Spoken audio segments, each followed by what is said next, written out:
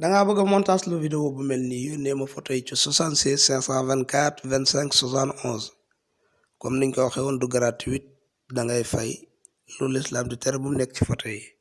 sukuri li rabbin karim min kana sagara wartaji minhu fi darini hamkara.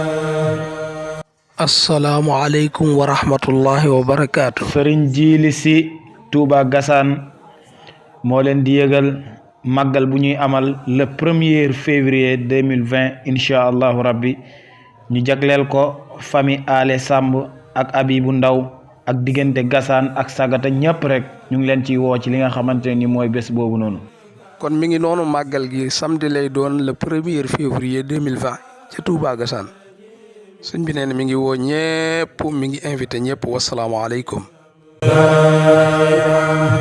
kasatu sukran lahu ma qad rajawtu bi kawni sayidan wa zakaran wa zakara wajatu waliya fi sayyidina bi sanadi li akramil rafi